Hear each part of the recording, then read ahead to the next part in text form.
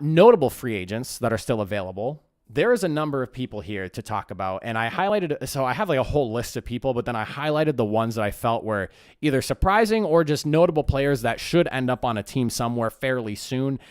So as far as offensive linemen go, Mitchell Schwartz from Kansas City, Alejandro Villanova from Pittsburgh, Try Turner, he's from not San Diego, Los Angeles Chargers. Eric Fisher from Kansas City, and then Russell Okung. Now, as far as these offensive linemen go, Try Turner is probably the biggest, the most like reputable one, just because, well, I guess Villanova. You'd probably argue Villanova. It could be a toss up between the two. Schwartz, Fisher, and Okung, they're all coming off injuries, so I can understand the hesitation of them getting signed somewhere. Mitchell Schwartz, though, when healthy, is a top tier right tackle. So you have to believe a team at some point, maybe if they don't get signed before the draft, post-draft, once kind of the positions are filled and the team needs are, we still need this or we still need that is kind of being decided. Schwartz is probably going to go somewhere. Okung has been a guy who has been on 4 different teams in the last, I believe, 4 years. So he's kind of just like a plug and play left tackle. But handful of linemen still available. The edge rushers and linebackers that are still available, a lot of big names. Melvin Ingram, who he's coming off an injury. He only played 7 games last season. So again, I can understand the hesitation there.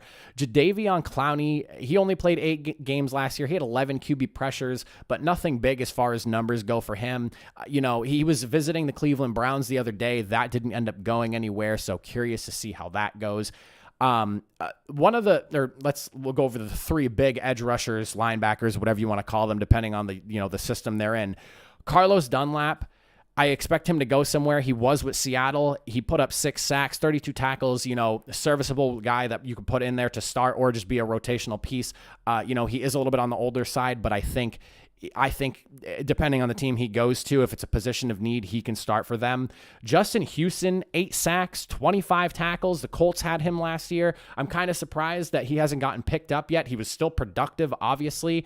Indy didn't really have any other solid edge rusher on that team aside from him. So he was the main guy that was getting the double teams. They had Darius Leonard and Okereke, but they're linebackers that are dropping into coverage more than anything. So, he was the lead rusher there on the team. So I'm curious to see where he ends up going. And I'm also kind of confused as to why he hasn't already been signed somewhere, because he put up the numbers as pretty much the main guy in Indianapolis. The other guy that's notable that I have on here, Aldon Smith. This is a guy that I think is going to be a solid signing for a team that just needs another piece on that defense in the pass rushing side of things. He had 5 sacks, 48 tackles. This is his first year playing after missing the last 4 years of playtime. Aldon Smith, before all of the suspensions and everything, was an absolute terror in San Francisco. He did put up solid numbers this year.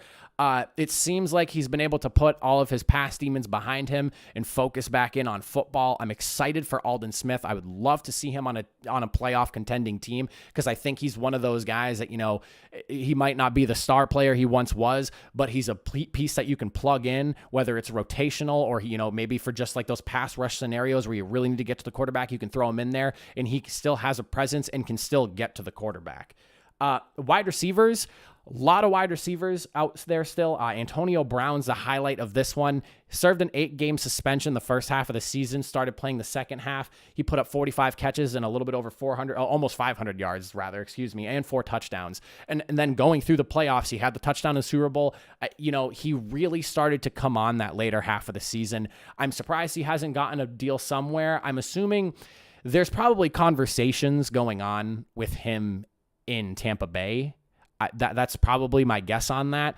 I feel like he wants to play with Brady. He wants to, he's somebody who's made all the money. He has a lot of the accolades. At one point, everyone was calling him the perennial number 1 wide receiver in the league. So, he has all that. It seems like he wants the hardware. He wants the rings and the championships. And that's kind of what led him to Tampa Bay last year to begin with. And playing with Tom Brady seems to be what he wants to do to close out his career. So I feel like maybe they're trying to figure something out in Tampa Bay. I would love to see him back on the Bucs. I feel that that's probably where you're going to get the most out of him. Anywhere else, Green Bay is probably another option because they have Aaron Rodgers there. I heard that Russell Wilson is pushing for Antonio Brown to be signed to the Seahawks. That's another location I think could work out well for him. But I think in terms of getting the most out of him, you're probably going to need him to be in Tampa Bay with Tom Brady, because from what everyone was saying, with Tom Brady being in everyone's phones day in and day out leading up to the Super Bowl, we're going to win this game, blah, blah, blah. I feel like, not that he needs that motivation, but it only helps his situation to have somebody like Tom Brady just, constantly there to, egg him on and be the best player that he is. As far as other wide receivers go, Sammy Watkins is still available. He had a visit with the Colts the other day, didn't end up getting signed there. He played 10 games, 37 catches, 421 yards, 2 touchdowns. A down year for him, wasn't able to play as often as he wanted to, injuries, things like that. Adam Humphries is another guy, 7 games played, 32 catches, only about 200 yards, and then he had a couple scores himself. So no massive wide receiver still available outside of Antonio Brown, if you would even argue that as a massive name still on the market, but still very solid, serviceable wide receivers who are reliable when it comes to catching the football.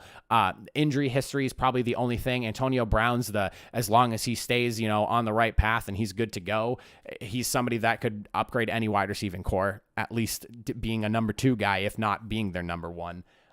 As far as defensive backs go, Richard Sherman's out there. 5 games played last year. He had an injury, only 1 interception. Malcolm Butler. Surprisingly enough, Malcolm Butler still hasn't signed anywhere. And when I was going through the notable remaining free agents, when his name came up, I realized, he hasn't been signed somewhere. And it doesn't make sense. He has 4 interceptions last year and 100 tackles. He was everywhere. That's production. I'm curious as to why he hasn't been signed anywhere. I don't know. I know things didn't. I don't. Well, actually, no. I don't know that. I don't know if things ended poorly in Tennessee, and that's why they're not bringing him back. But solid player, 100 tackles, 4 picks.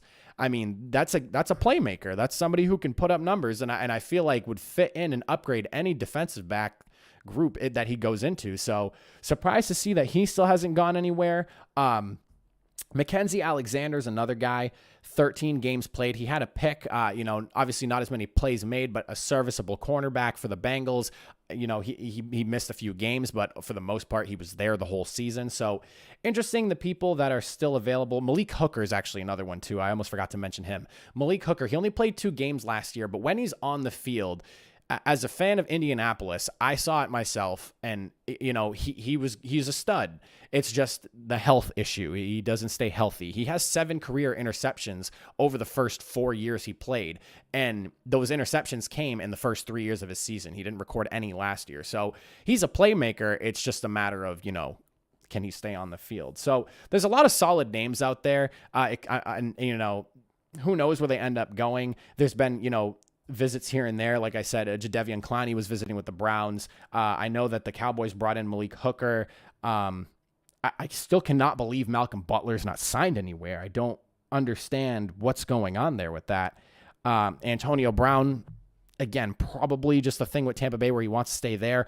Aldon Smith and Justin Houston, those are the other 2 that, I fully expect to be somewhere sooner rather than later. They put up numbers, especially when you argue the case for somebody like Justin Houston, where, he was the lead rusher for the team. So, 8 sacks, that's solid production there. He didn't have the tackles per se, only 25, but his job was getting to the quarterback more so than anything else.